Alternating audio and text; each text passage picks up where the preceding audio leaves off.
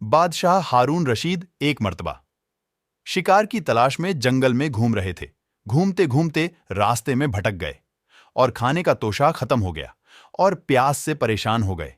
چلتے چلتے ایک جھوپڑی نظر آئی۔ وہاں پہنچے۔ وہاں جا کر جھوپڑی والے سے کہا، ذرا پانی پلا دو۔ وہ کہیں سے پانی لایا اور ہارون رشید نے پینا چاہا تو اس شخص نے کہا، امیر المومنین، ذرا چند لمحے ٹھہر جائیے۔ پہلے یہ بتائیں کہ یہ پانی جو اس وقت میں آپ کو دے رہا ہوں، اگر یہ پانی نہ ملتا پیاس اتنی ہی شدید ہوتی جتنی اس وقت ہے، تو بتائیے اس ایک گلاس پانی کی کیا قیمت لگاتے اور اس کے حاصل کرنے پر کتنی رقم خرچ کرتے؟ ہارون رشید نے کہا، یہ پیاس تو ایسی چیز ہے کہ اگر انسان کو پانی نہ ملے تو اس کی وجہ سے بے چین ہو جاتا ہے اور مرنے کے قریب ہو جاتا ہے۔ اس لیے میں ایک گلاس پانی حاصل کرنے کی خاطر اپنی آدھی سلطنت دے دیتا۔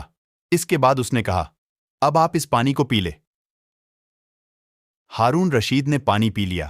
اس شخص نے ہارون رشید سے کہا، امیر المومنین، ایک سوال کا اور جواب دے دیں۔ انہوں نے پوچھا، کیا سوال ہے؟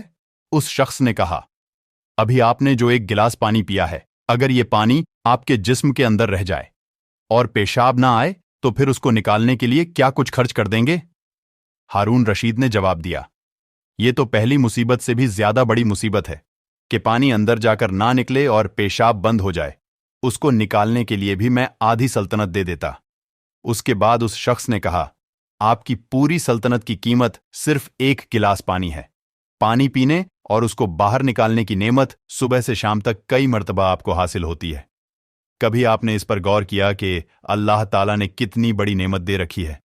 اسی لیے کہا جاتا ہے کہ بسم اللہ الرحمن الرحیم پڑھ کر پانی پیے اور پھر پانی پی کر الحمدللہ کہے۔ اس سے اللہ تعالیٰ کی نعمتوں کا شکر ادا ہوگا۔